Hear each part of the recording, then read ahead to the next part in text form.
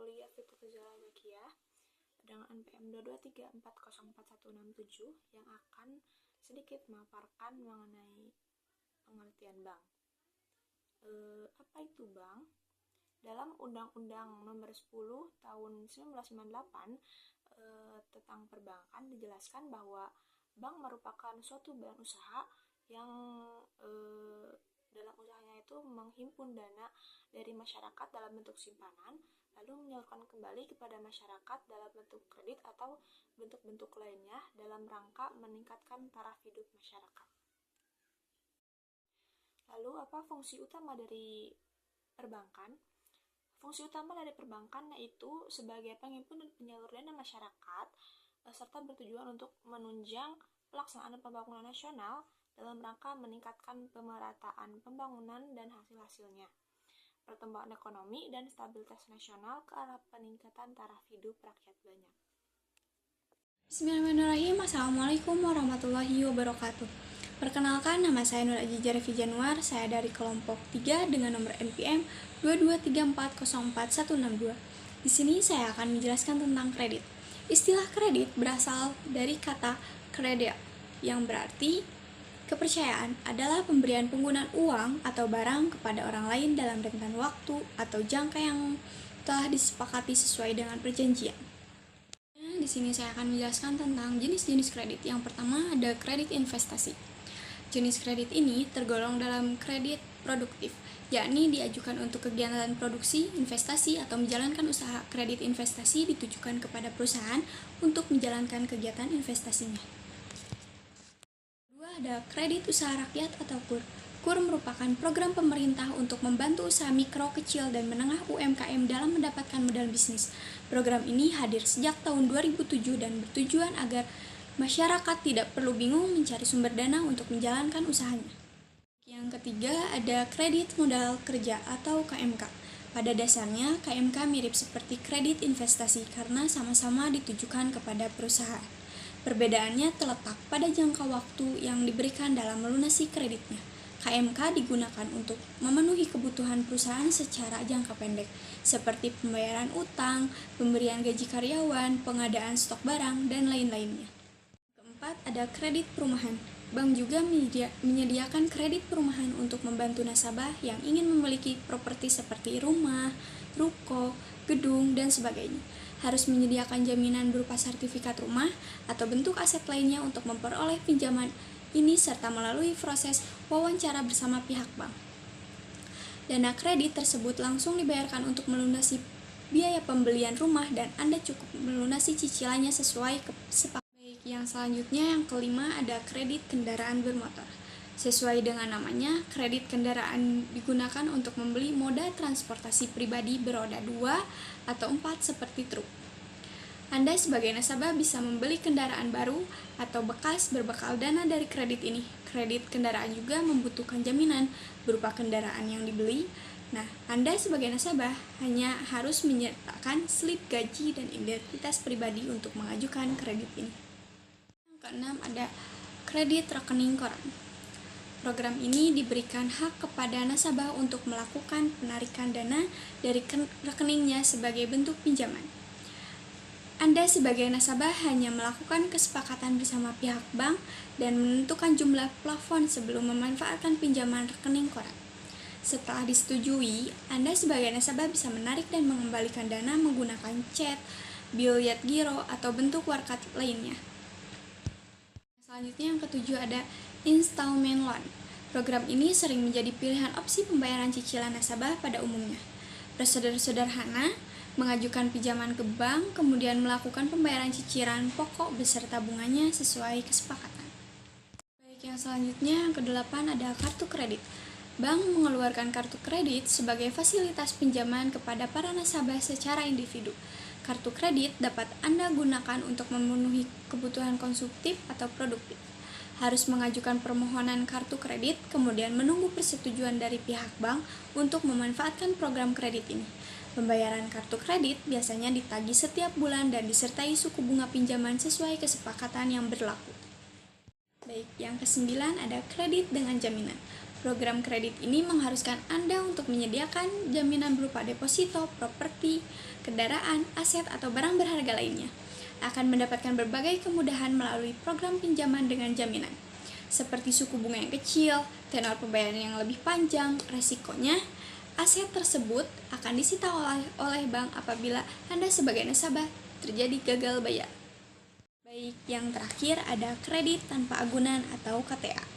Berbeda dari jenis kredit sebelum-sebelumnya, KTA tidak mewajibkan Anda untuk memberikan jaminan atas pinjamannya.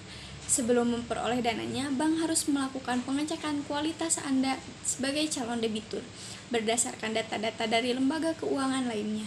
Proses pencairan dananya lebih cepat karena bank tidak melakukan pengecekan aset sebagai jaminannya. Baik, selanjutnya di sini saya akan membahas tentang perjanjian kredit. Perjanjian antara pihak bank sebagai kreditur dengan para nasabah sebagai debitur mengenai penyediaan uang atau tagihan yang dapat dipersamakan dengan itu yang mewajibkan para nasabah-nasabah sebagai debitur untuk melunasi hutangnya setelah jangka waktu tertentu dengan jumlah bunga, imbalan, atau pembagian hasil keuntungan yang telah disepakati. Di perjanjian kredit tersebut ada fungsi perjanjian kredit. Yang pertama, perjanjian kredit berfungsi sebagai perjanjian pokok. Yang kedua, perjanjian kredit berfungsi sebagai alat bukti mengenai batasan-batasan hak dan kewajiban di antara kreditor dan debitur. Dan yang terakhir ada perjanjian kredit berfungsi sebagai alat untuk melakukan monitoring kredit. Baik, selanjutnya saya akan membahas tentang Bank BNI.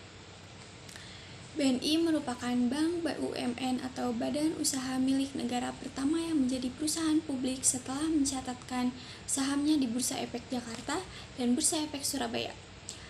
Pada tahun 1996, PT Bank Negara Indonesia Persero Tbk selanjutnya disebut sebagai BNI atau bank. Pada awalnya didirikan di Indonesia sebagai bank sentral dengan nama Bank Negara Indonesia. Berdasarkan peraturan pemerintahan pengganti Undang-Undang Nomor 2 Tahun 1946 tanggal 5 Juli 1946. Selanjutnya berdasarkan Undang-Undang Nomor 17 Tahun 1968 BNI ditetapkan menjadi Bank Negara Indonesia 1946 dan statusnya menjadi Bank Umum milik negara. Selanjutnya ada syarat pengajuan KPR di BNI. Yang pertama, ada warga negara Indonesia. Yang kedua, usia minimum 21 tahun dan usia maksimum 55 tahun untuk karyawan dan 65 tahun untuk profesional dan pengusaha bukan freelancer, pengusaha kos-kosan atau pengusaha perkebunan. Yang terakhir ada gaji atau penghasilan minimal 3 juta per bulan. Dari BNI sendiri adalah menjadikan lembaga keuangan yang terunggul dalam layanan dan kinerja secara berkelanjutan. Misi dari Bank BNI sendiri, yang pertama, memberikan layanan prima dan solusi digital kepada seluruh nasabah selaku mitra bisnis pilihan utama. Yang kedua, memperkuat layanan internasional untuk mendukung kebutuhan mitra bisnis global. Yang ketiga, meningkatkan bisnis investasi yang unggul bagi investor. Yang keempat, menciptakan kondisi terbaik bagi karyawan sebagai tempat kebanggaan untuk berkarya dan berprestasi. Yang kelima, meningkatkan kepedulian dan tanggung jawab kepada lingkungan dan masyarakat. Dan yang terakhir, menjadi acuan pelaksanaan kepatuhan dan tata kelola perusahaan yang baik bagi industri.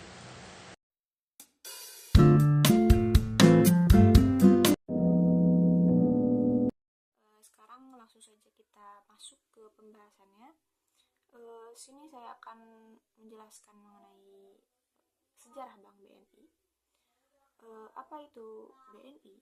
BNI itu salah satu bank yang ada di Indonesia yang sekarang itu merupakan badan bank BUMN, badan usaha milik negara yang pertama menjadi perusahaan publik setelah mencatatkan sahamnya di Bursa Efek Jakarta dan Bursa Efek Surabaya pada tahun 1996.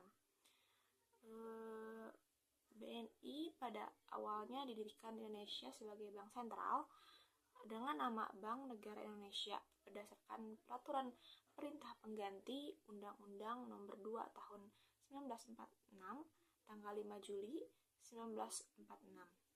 Selanjutnya berdasarkan Undang-Undang Nomor 17 Tahun 1968, BNI ditetapkan menjadi Bank Negara Indonesia 1946 dan statusnya itu menjadi badan usaha milik negara gitu.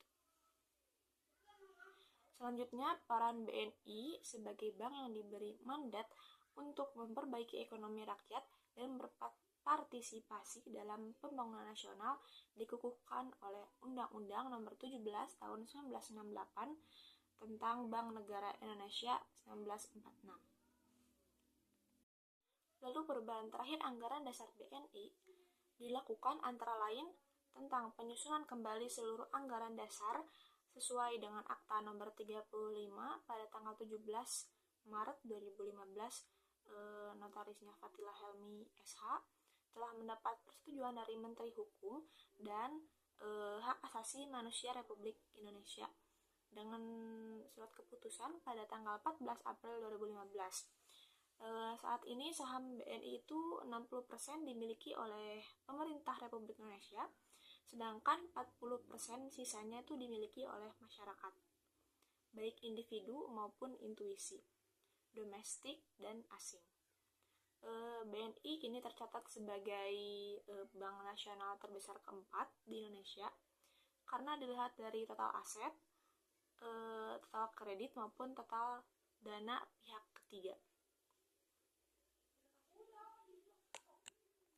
Lalu dalam memberikan layanan finansial secara terpadu, BNI itu didukung oleh sejumlah anak perusahaan, yaitu Bank BNI Syariah, BNI Multifinance, BNI Sekuritas, BNI Life Insurance, BNI Ventures, BNI Remittance, dan Bank Mayora. Lalu BNI menawarkan layanan penyimpanan maupun fasilitas pinjaman baik pada segmen korporasi, menengah, maupun kecil.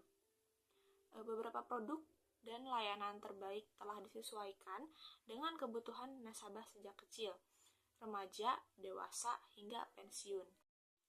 Adapun visi dari BNI yaitu menjadikan lembaga keuangan yang terunggul dalam layanan dan kinerja berkelanjutan.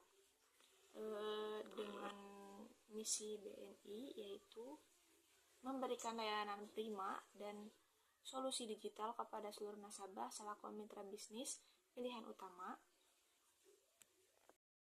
Adapun misi dari BNI yaitu memberikan layanan prima dan solusi digital kepada seluruh nasabah selaku mitra bisnis pilihan utama. Yang kedua, memperkuat layanan internasional untuk mendukung kebutuhan mitra bisnis global, lalu meningkatkan nilai investasi yang unggul bagi investor.